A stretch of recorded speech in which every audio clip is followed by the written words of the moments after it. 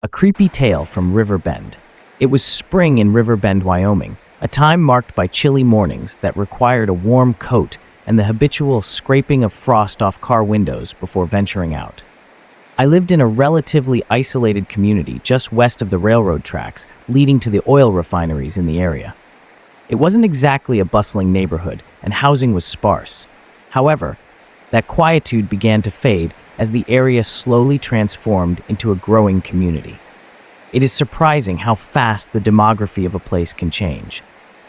On a particular Friday morning around 11 a.m., I was en route to work when my usual route was obstructed due to an accident. In a bid to circumvent the traffic, I opted for the quieter path through the industrial park east of my home. As I passed the lone gas station, I noticed the typically calm industrial area, which only saw a few diesel trucks and the rare vehicle, such as my own. As I crested a small hill and approached a set of train tracks, I spotted a car pulled over to the side with its hood up. A man stood by the driver's side door, seemingly examining the situation. The car, a copper-colored, two-door sports model from the late 70s, reminded me of a vintage Nissan. The man's appearance was strikingly retro. He seemed to have stepped straight out of a 1970s film. I wished to add at a first glance, something appeared not right about the man. I really cannot explain why I felt so. Dressed in black pants and a white collared shirt peeking out from under his coat, he wore tan work boots and a dark brown leather jacket with a wool collar. His thick, dark mustache and a slicked-back hairstyle reminiscent of John Travolta's character in Saturday Night Fever made him appear even more out of place. He was a big guy, likely in his mid-40s, around 6 feet tall. Though he had a bit of a gut, he appeared to be in decent shape, with his hands stuffed in his pockets and his posture straight, almost as if he were standing at attention. As I drew closer, a sense of unease washed over me. I slowed down to check if he needed help, pulling behind his car. But he maintained a cold, unwavering gaze on me, with no nod or smile to acknowledge my presence, just a blank stare. It felt unsettling, almost predatory, and as I contemplated helping him, I instead decided to speed away, something that was highly unusual for me. Typically, I would stop to assist anyone in need. As I glanced in the rearview mirror, I noticed that he hadn't moved. He merely turned his head slightly to watch me leave. Then, as if nothing had happened, he returned to staring down the road, waiting for the next car to appear. When I reached work, I felt a twinge of guilt for not helping him, so I confided in my boss, a close friend. Upon hearing my story, he expressed his own discomfort and reassured me that I had done the right thing by trusting my instincts. He was of the opinion that we can never predict what a person has in his mind, and if something serious happened and things took a turn for the worse, I would have nobody to assist me in that remote, desolate area. The encounter stayed on my mind, but I eventually pushed it aside.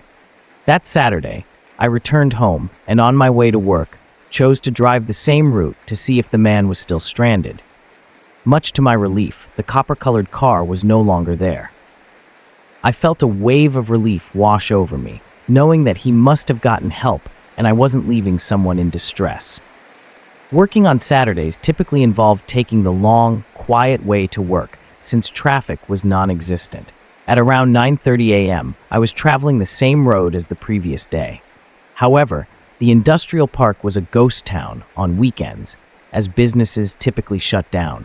In fact, when I drove through the area the previous night, I hadn't encountered a single other vehicle. As I reached the hill where I had previously seen the man, my heart dropped. There he was again, the same car, the same spot, the hood still raised as he stood next to the driver's door. It was as if time had frozen. He hadn't moved an inch since I last saw him. My instincts screamed at me to keep driving, but I was compelled to observe. This time, he noticed me approaching and pulled a hand out of his pocket, attempting to wave me down. He did this without moving his feet, clearly shouting something as I drove by. Panic surged through me. I instinctively accelerated. As I did, I watched him lift both hands in a gesture meant to stop me, stepping forward as if to block my car. I swerved, narrowly avoiding him, and continued down the road with my heart racing. What unsettled me most was his expression, or lack of it thereof. His face remained blank, devoid of emotion, even as he nearly placed himself in my path. It was unnerving, like he had no real intent behind his actions. After I passed, I glanced in the mirror to see him retreat to his car. He resumed staring blankly down the road, completely unfazed by my close encounter. After reaching work, I felt shaken and decided to contact the local police, knowing several officers personally. I described the situation to a neighbor who worked as an officer, expressing my concerns that the man might genuinely need assistance. It struck me hard. Why was he on the same road at the same time, in the same outfit and car, behaving in such a peculiar manner? The officer I spoke with reassured me that they would check the area. He raised an eyebrow when I mentioned the gas station being so close. If the man truly had a breakdown, he could have simply walked there, as it was less than a block away. The fact that he was loitering by the side of the road again felt deeply unsettling. "Keep your eyes open," he advised, "and if you see him again, call us immediately." Stranded motorists can get into serious trouble when no one is around. I never saw the man again. Whatever game he was playing, it was clear that it wasn't just a string of unfortunate car troubles. The entire encounter left me with an unsettling feeling that lingered long after. The memory of his eerie gaze, combined with the way he had stared at me during both encounters, haunted me. I mean, was he someone living, or was it an apparition from the other world? Then I realize I am hallucinating. I mean, this was a person of flesh and blood. But again, how can the same person wearing the same clothes be on the exact same place with the same expression on him? It just did not make any sense.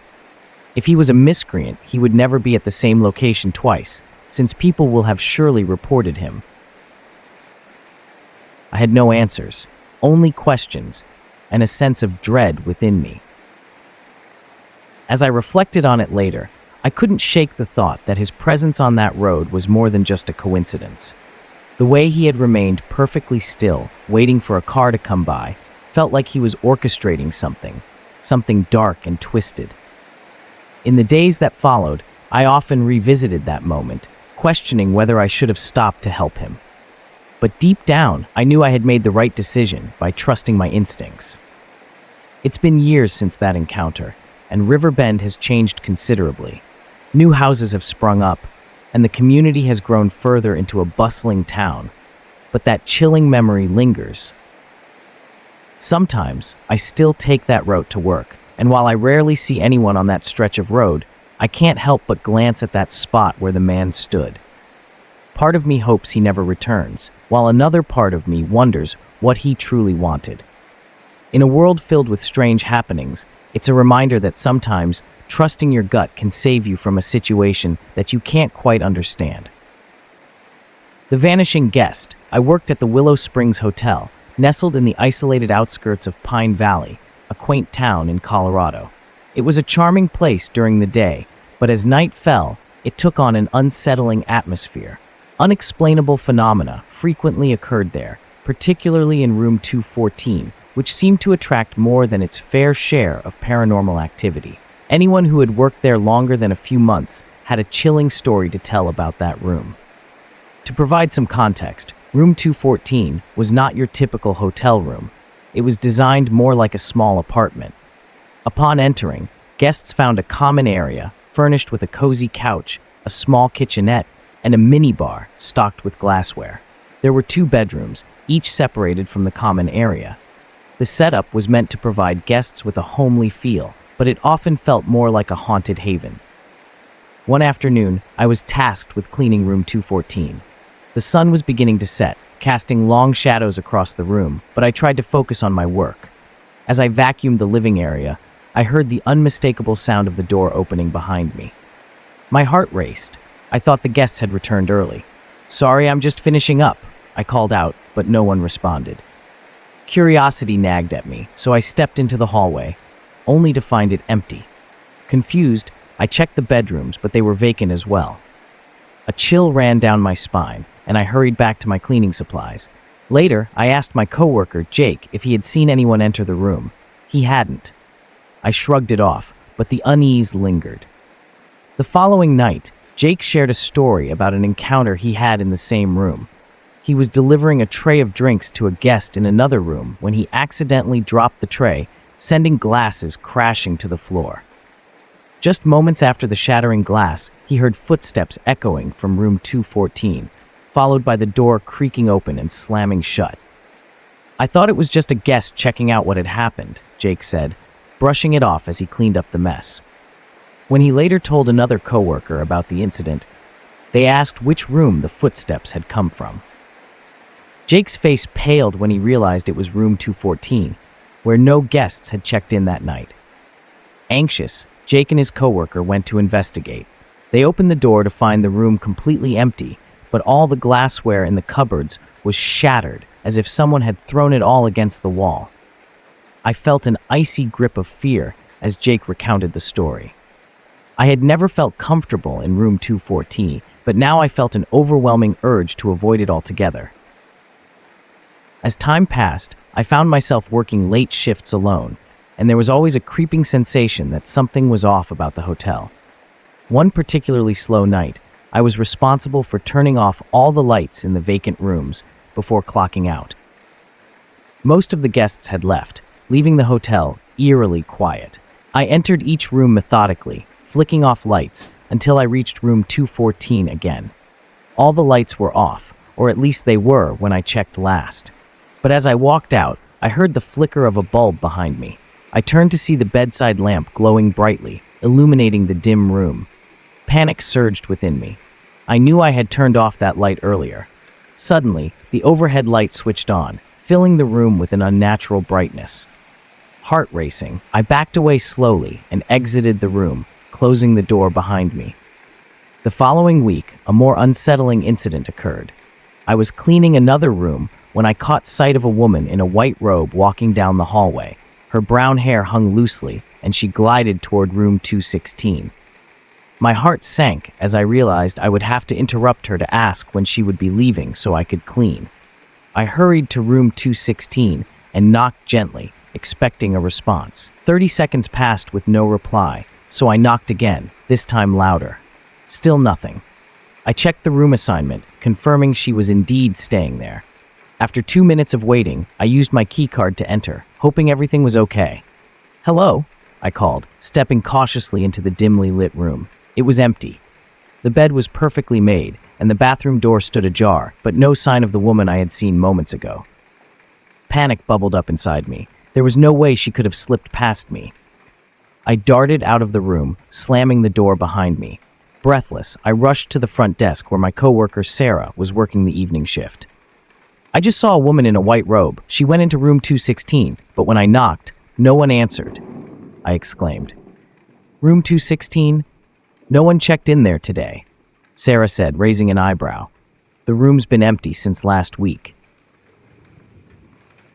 "Are you serious? I swear I saw her," I insisted, feeling a shiver run down my spine. Sarah shrugged it off, but then shared a story of her own. "You know, a guest once claimed they saw a woman in a white dress wandering the hallways at night. They said she had a sad expression on her face. No one has ever figured out who she was." I felt the weight of those words. I had always brushed off ghost stories as mere tales to scare newcomers, but now the unsettling feeling was palpable. Every corner of the hotel felt charged with an energy I couldn't understand. The strange occurrences continued.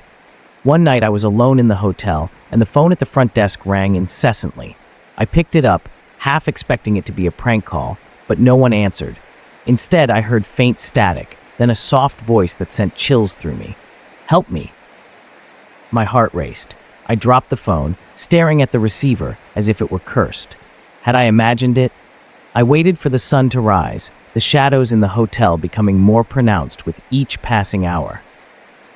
In a fit of nerves, I called Jake, desperate for some reassurance. "You won't believe what just happened," I said, my voice shaky. "Come on, it can't be that bad," he replied, sounding unconvinced. I recounted the phantom woman, the flickering lights, and the mysterious phone call. "I think room 214 is haunted," I said, fear creeping into my voice. "I wouldn't be surprised," Jake admitted. "Something's definitely off about that room. Just be careful, okay? It's an old hotel. Who knows what happened here before us?" His words echoed in my mind. I thought about the history of Willow Springs Hotel. It had been built decades ago, and rumors circulated about its previous guests, particularly a woman who had vanished without a trace many years ago. Perhaps she had never truly left. Determined to confront my fears, I decided to gather my courage and investigate room 214 one last time. It was late at night, the only sound being the distant hum of the wind outside. I stood before the door, the metal handle cool against my palm. Taking a deep breath, I pushed the door open and stepped inside. The room was dark, the only light coming from the dim glow of the streetlights filtering through the curtains. I felt a cold draft brush past me, sending shivers down my spine. "Hello?" I called out, my voice barely above a whisper. Silence engulfed me. I flipped the switch to the main light, illuminating the room. Everything appeared as it should, except for the strong feeling of being watched. I could feel my heartbeat in my throat as I moved further inside, checking the bedrooms. Suddenly, the door creaked shut behind me, making me jump. I turned, but there was no one there. My hands trembled as I turned to leave, but before I could grasp the handle, I felt a cold breeze sweep through the room, and the lamp beside the bed flickered on. "Why are you here?" The words echoed in my mind, chilling me to the core. I felt a wave of sorrow wash over me, almost as if the room itself was mourning something lost. I finally mustered the strength to open the door and rush out.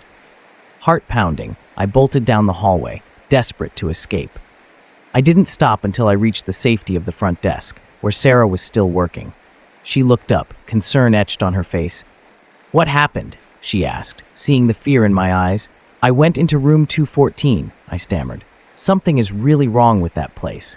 I can't explain it, but it's like it's alive." Just then, the front desk phone rang again. My heart sank as I remembered my earlier encounter. I stared at it, afraid to pick it up. But Sarah answered, her brow furrowing as she listened intently. "No, there's no one in that room." She looked at me, wide-eyed. "What do you mean you need help?" In that moment, I knew we were not alone in the Willow Springs Hotel. Something was watching, waiting, and it would not let us leave without a fight. The air in the lobby felt thick with tension as Sarah hung up the phone. Her hand trembled slightly, a stark contrast to the calm exterior she usually maintained.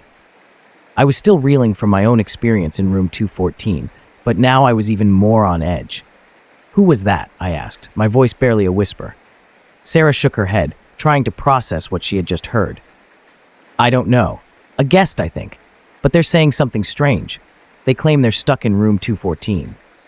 My stomach dropped. "What do you mean stuck? There's no one supposed to be in there." "Exactly," she replied, her voice steadying as her fear transformed into determination. "We need to check it out. Come on." Against my better judgment, I followed Sarah as she led the way back down the dimly lit corridor toward room 214. The lights flickered ominously, casting long shadows along the walls. With every step, I felt the unsettling weight of the hotel's history pressing down on me, a reminder of the many secrets hidden within its walls. When we reached the door, Sarah paused, glancing back at me. "Are you ready?" "No," I admitted, my heart racing. "But we need to find out what's happening." Taking a deep breath, Sarah inserted her keycard and opened the door. The hinges creaked loudly, echoing in the silence of the room. As we stepped inside, the atmosphere changed instantly. It felt colder, and a heavy sense of despair enveloped us, as if we had crossed into another realm. The room was just as I had left it, everything in its place, but it felt different. The air was charged with an electric tension that made the hairs on the back of my neck stand on end. The lamp beside the bed flickered intermittently, casting eerie shadows across the walls. "Hello?" Sarah called out, her voice strong but wavering. "Is anyone here?" We both waited, the silence stretching uncomfortably before I finally broke it.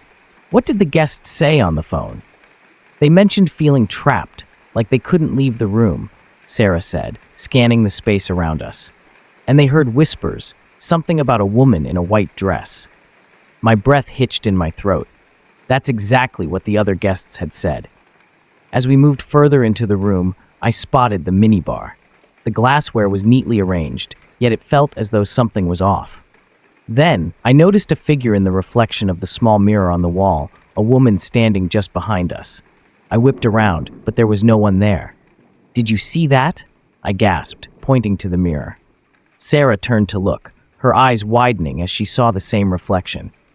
"Okay, this is getting really weird," she said, her voice trembling slightly.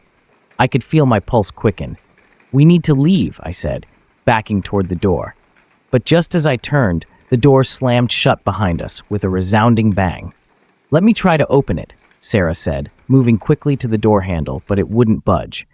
Panic rose within me as I pushed against the door, but it remained firmly closed. "We're trapped," I shouted, fear gripping my chest. Suddenly, the lights began to flicker erratically, plunging us into darkness before flaring back to life. In that fleeting moment of darkness, I thought I caught a glimpse of the woman, the same figure I had seen in the hallway, but her expression was twisted, a mix of sadness and anger. "What do you want?" I shouted, my voice breaking. "We're not here to hurt you." As if in response, a soft, mournful wail filled the air, echoing around us. It seemed to come from all directions, reverberating through the walls and vibrating in my bones. The temperature dropped further, and I could see my breath fogging in front of me.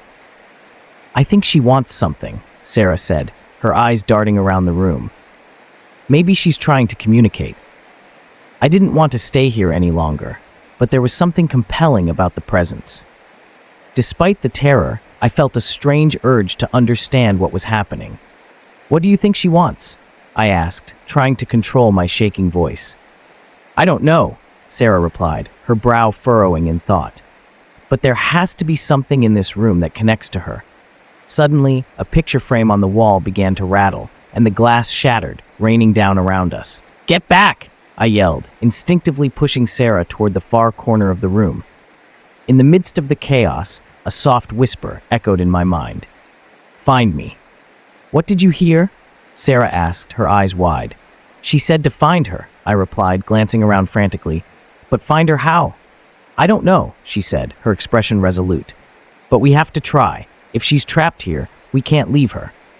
As the whispers intensified, I noticed an old trunk tucked away in the corner of the room. It looked out of place amidst the modern decor of the hotel. I walked over to it, heart pounding as I crouched down to examine the trunk. "What are you doing?" Sarah asked, hesitating at the doorway. "I think this trunk might hold something important," I replied, lifting the heavy lid. It creaked open, revealing a collection of dusty journals and photographs. My heart raced as I sifted through the contents, searching for a clue about the woman's identity. One photograph caught my eye. It showed a young woman in a white dress standing in front of the Willow Springs Hotel, her expression radiant. I flipped it over to find a date written in elegant cursive, September 12, 1948. "Do you recognize her?" Sarah asked, peering over my shoulder. "I think this is her," I whispered, feeling a chill run down my spine. "But why is she still here?" As I continued to search through the trunk, I found more photographs and journals detailing the woman's life, revealing a tragic love story. Her name was Lila Monroe, and she had come to the hotel to escape a troubled relationship, hoping to find solace. But she had never left. "We need to show her that we know her story," I said, feeling a surge of compassion for the spirit. "Maybe then she can move on." As if responding to my words, the atmosphere shifted. The wailing subsided, replaced by a profound silence that enveloped us. I looked at Sarah, my heart racing. "What if we read something from the journal? Maybe she'll hear us." Sarah nodded, her face pale but determined. I opened the journal to the last entry, written just days before Lila's disappearance. The words spoke of hope and longing, but also despair, as she wrote about feeling trapped in her life and longing for freedom. With a deep breath, I began to read aloud. "I wish to break free from the chains of my heart. I came to this hotel seeking peace, but the walls feel like they're closing in." As I spoke, the lights flickered and then steadied, illuminating the room with a warm glow. A soft breeze brushed against my face, as if the very air was sighing in relief. "Lila, we hear you," I continued, my voice steadying. "You are not forgotten. We see your pain, and we want to help you find peace." With each word, I felt a change in the room, a release of tension, as if a weight was being lifted. The temperature began to rise, the oppressive chill dissipating. In that moment, I could feel a presence around us, gentle and kind. The air shimmered, and I could almost see her standing there, a faint outline of a woman in a white dress, her expression shifting from sorrow to gratitude. "Thank you," a whisper echoed through the room, a voice filled with warmth and love. "Go," I urged, tears welling in my eyes. "You don't have to stay here anymore. You are free." The atmosphere shifted again, lighter and more peaceful. Suddenly, the door swung open, revealing the hallway bathed in soft light. "Come on!" Sarah exclaimed, her voice filled with relief. "Let's get out of here!" We stepped into the hallway, and the door to room 214 closed softly behind us. The weight of dread that had once filled the hotel lifted, leaving a sense of calm in its wake. As we made our way back to the front desk, I glanced back one last time at room 214, a smile creeping across my face. I could still feel Lila's presence, but it was no longer one of sorrow or despair. She had found peace, and so had we. From that day on, the Willow Springs Hotel felt different. The stories of the haunted room faded, replaced by whispers of Lila's legacy, a reminder that even in the darkest places, there is always hope for freedom and healing. The darkness in the valley. In the quaint town of Willow Springs, a place steeped in tradition and camaraderie, 18-year-old Harper Ellis was a beacon of light. Bright-eyed and full of ambition, Harper was in her second year at Willow Springs University. She excelled in academics and was deeply involved in campus life, always finding time to volunteer for community service. That Saturday evening in late September was supposed to be just another exciting night.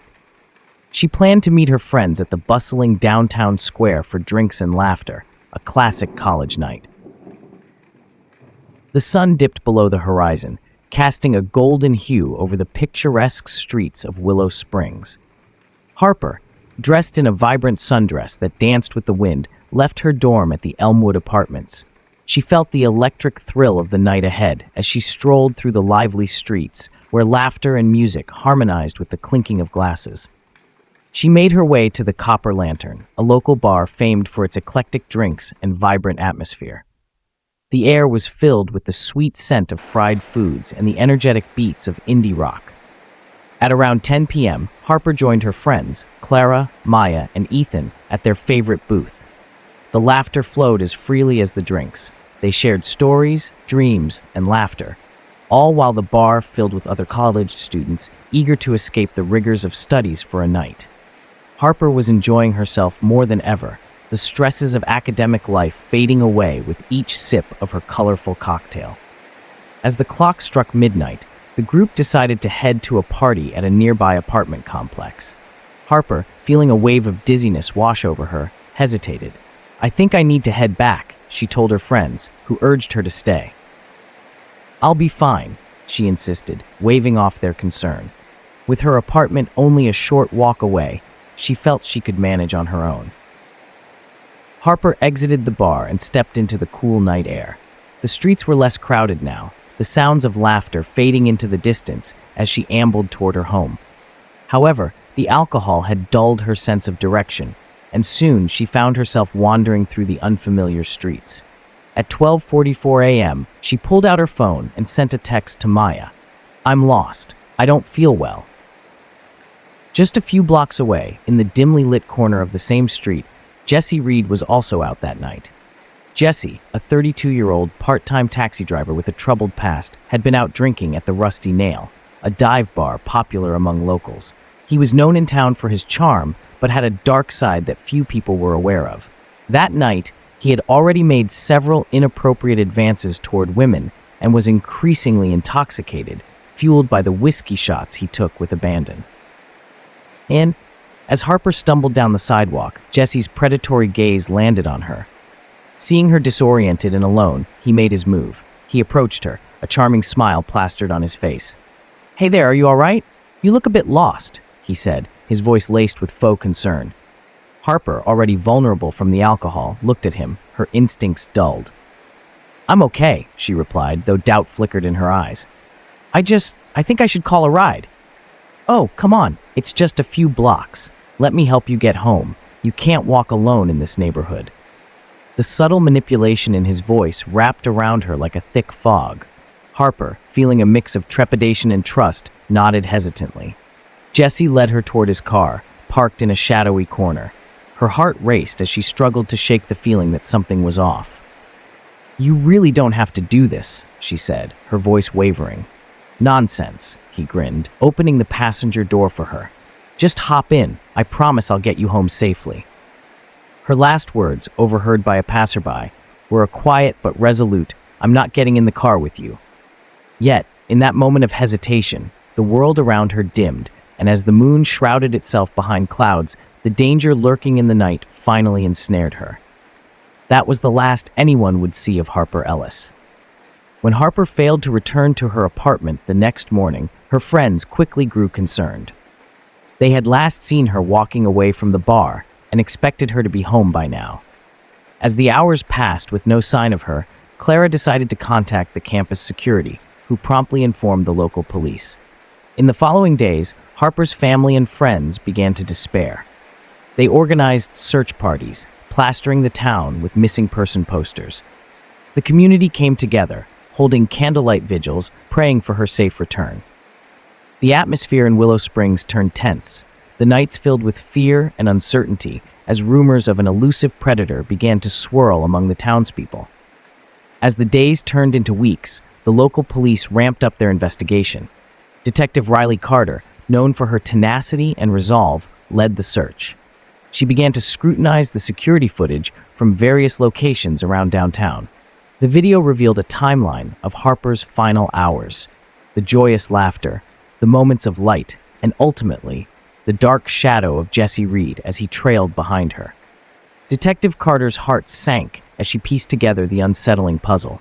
Jesse's prior incidents came to light, a history of aggression and threats towards women that had long been ignored. His charming demeanor concealed a sinister past. He had evaded accountability for far too long. The authorities quickly obtained a search warrant for Jesse's apartment, hoping to find any clues that would lead them to Harper. Inside his cluttered apartment, the atmosphere was suffocating, filled with the scent of stale beer and regret. Detectives found remnants of his disordered life, empty bottles, unwashed dishes, and crumpled bills. However, amidst the chaos, they uncovered a small, inconspicuous notebook filled with dark musings and cryptic notes. Among the entries were names of various women he had encountered, with dates and unsettling annotations. Jesse was nowhere to be found. The police learned he had fled the area, leaving a trail of unanswered questions and growing fear. The case gained national attention as reporters flocked to Willow Springs, turning Harper's disappearance into a haunting tale that sent chills down the spines of many. As the search expanded, Detective Carter received an anonymous tip from a local diner employee. The employee reported a peculiar man, matching Jesse's description, had been spotted in a neighboring town, lingering near a gas station. Following the lead, Carter and her team raced to the location. They found Jesse loitering outside, his face gaunt and weary, a shadow of the man he once was. "Jesse Reed," Carter shouted, her voice slicing through the cool night air. "You're under arrest for the abduction of Harper Ellis." As Jesse was handcuffed and shoved into the back of the police car, a sinister smile crept across his face. "You'll never find her," he taunted, his voice low and mocking. "She's already gone." The investigators knew they were in a race against time. They scoured the area for evidence, hoping for a break in the case. With each passing hour, the anxiety deepened. They were determined to find Harper, to bring her home, no matter the cost. Meanwhile, Jesse's twisted game continued. He spun a web of lies, claiming innocence and deflecting any accusations directed at him. "I was just trying to help her," he insisted, his words dripping with feigned sincerity. Yet, as Detective Carter delved deeper into his past, she discovered a horrifying pattern, a history of violence that stretched back years. Each incident painted a picture of a man battling inner demons, projecting his pain onto others. In an effort to locate Harper, law enforcement began canvassing the area, interviewing anyone who might have seen or heard something suspicious on that fateful night. They set up a command center, bringing in additional resources from state and federal agencies. The town buzzed with the urgency of the investigation, and the community rallied together, determined to find the missing girl. Days turned into weeks, and hope began to wane as the search extended into surrounding forests and abandoned structures.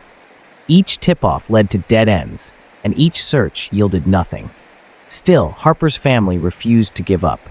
They held vigils, spoke to local media, and shared her story across social media platforms. They wanted the world to know Harper's name, to keep her memory alive.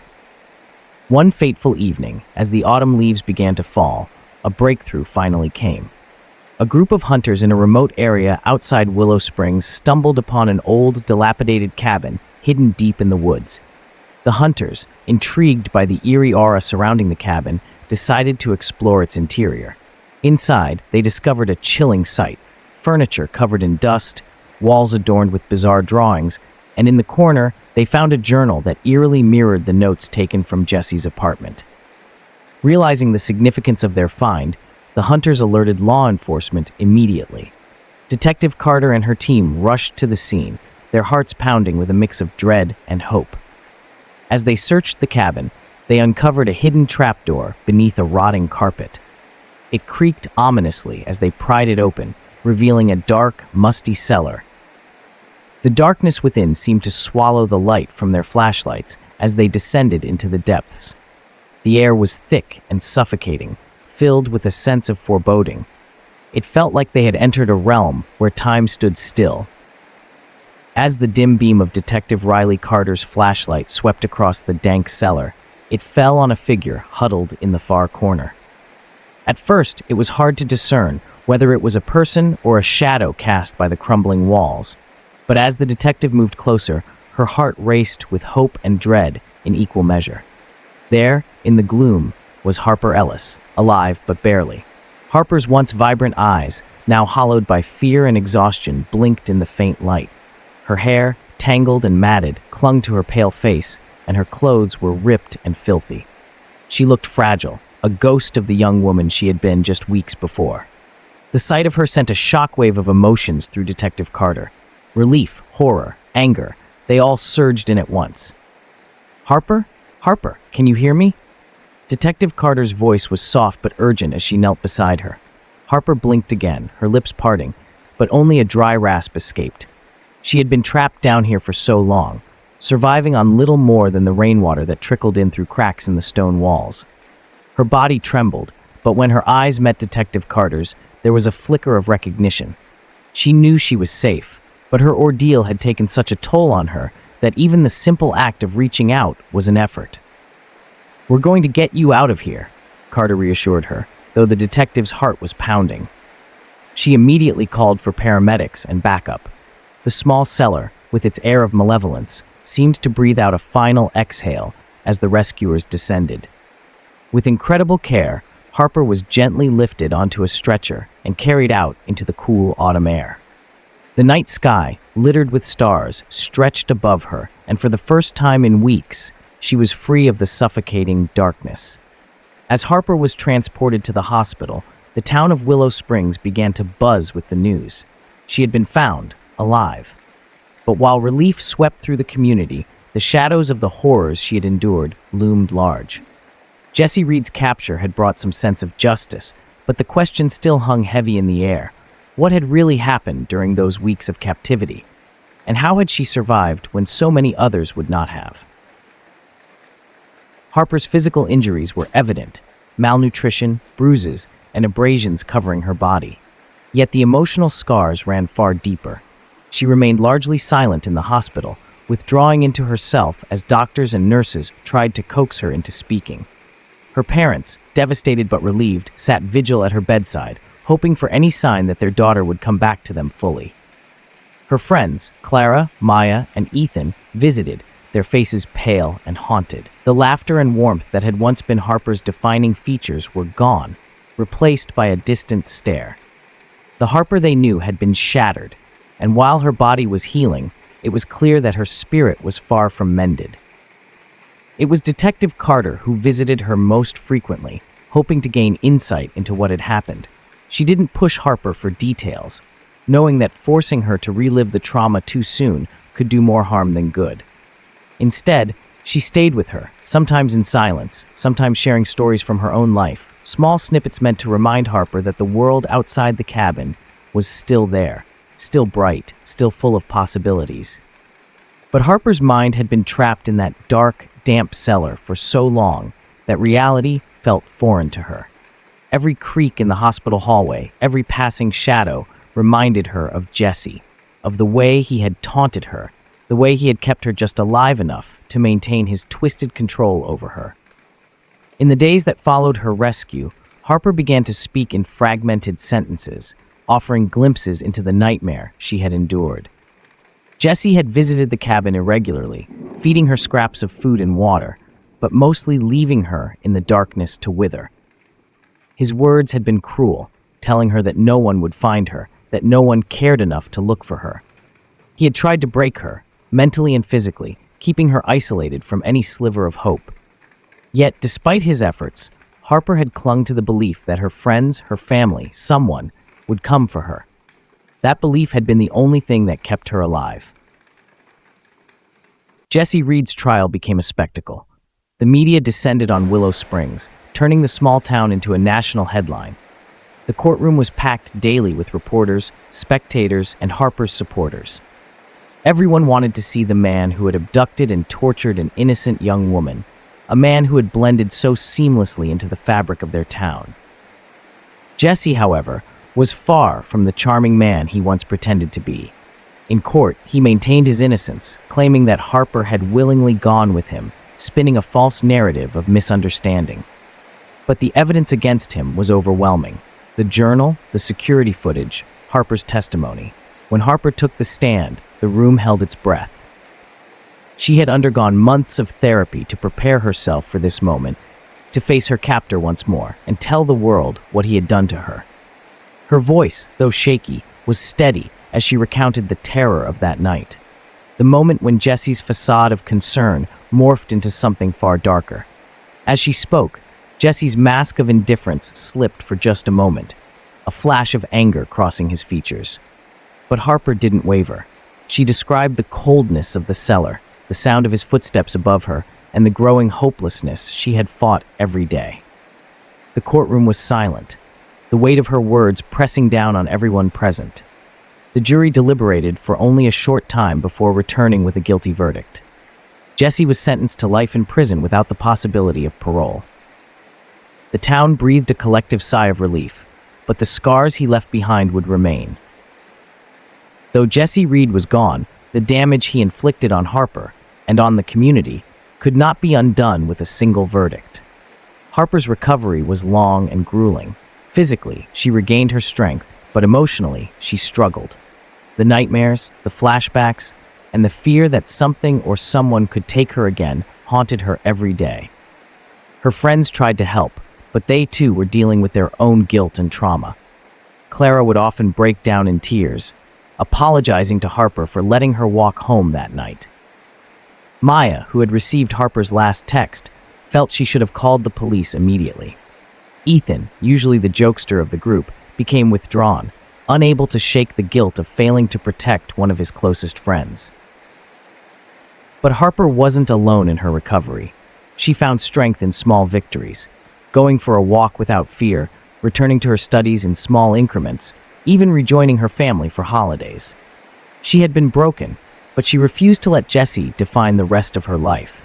In time, Harper began to speak out about her experience, using her story to raise awareness for other survivors of violence and trauma. She became an advocate for victims' rights, speaking at universities and events, encouraging others to speak up, to seek help, and to never lose hope, no matter how dark the situation. Though Harper's life would never be the same, she reclaimed her narrative. No longer just the girl who disappeared, she became a symbol of resilience, her light flickering back to life in the aftermath of unimaginable darkness. The terrifying tale of the killer. Police emergency. This is Amy. Where do you need assistance? Eastbrook River, near Riverview Park. We found a body in the water. Stay calm. We're dispatching the police as we speak. Can you stay on the line with me? Do you know who the person is? No, we don't. It's a woman. I think she's young. My husband is trying to pull her to shore. Okay, just stay with me. Help is on the way. Is she still in the water? Yes, barely floating. Oh my God. I feel so sick for her family. Laura and Sam Myers, a local couple from the quiet town of Westbourne, had planned a peaceful Sunday morning kayaking trip on the Eastbrook River when they made the grim discovery. It was around 10:30 a.m. when Laura dialed 911, her voice trembling as Sam gently pulled the lifeless body of a young woman towards the riverbank. The woman's body had been face down, barely afloat, when they first saw it. Now, as Sam carefully turned her over, they could see the pale, sunken face of someone far too young to be in such a state. As the couple waited for the police to arrive, they noticed something odd. Her pants seemed weighed down, her pockets bulging unnaturally. It didn't take long for the forensic team to discover that heavy gym weights had been stuffed into the pockets of the woman's khaki cargo pants, an apparent attempt to keep the body submerged. It was clear this was no accident. Someone had wanted her to disappear. The life of Sofia Delgado. By that afternoon, the local police, led by detectives Allison Mitchell and David Harris, had already started piecing together the young woman's identity. She was Sofia Delgado, a 32-year-old native of Brazil who had moved to the United States a few years prior to work in international logistics. After graduating from one of Brazil's top universities, Sofia had established herself as a successful businesswoman in Boston before making the move to Westbourne, a small town just an hour away from New York City. In 2016, she had arrived in the U.S., hoping to build a new life after landing a job at a major shipping company, Oceanic Logistics. She had quickly made friends among the Brazilian expatriate community in the area, becoming well known for her generosity and vibrant personality. Sofia wasn't just a hard worker, she was deeply involved in her community, volunteering with local charities and offering support to fellow immigrants. She lived a busy, fulfilling life, balancing her career with running her own consulting firm on the side. Friends would describe her as ambitious, always smiling, and the kind of person who had time for everyone. But recently, there had been whispers of a troubled relationship, one that had ultimately ended in tragedy. Sofia's relationship with Luis Moreno had begun in 2019. Luis, an engineer who had also moved to the U.S. from Rio de Janeiro, had seemed like the perfect match for her at first. They shared a common culture, language, and a love for travel. The two quickly became inseparable, and it appeared to friends that Sofia had finally found someone who could keep up with her ambitious nature. But by early 2023, things began to sour. Sofia confided in her close friends that Luis was not the man she thought he was. While outwardly charming and successful, Luis had become increasingly controlling, suffocating Sofia with his neediness. He had started showing up at her apartment unannounced and constantly checked in on her whereabouts. As Sofia tried to pull away, Luis's behavior grew more erratic. What started as minor possessiveness turned into full-blown stalking.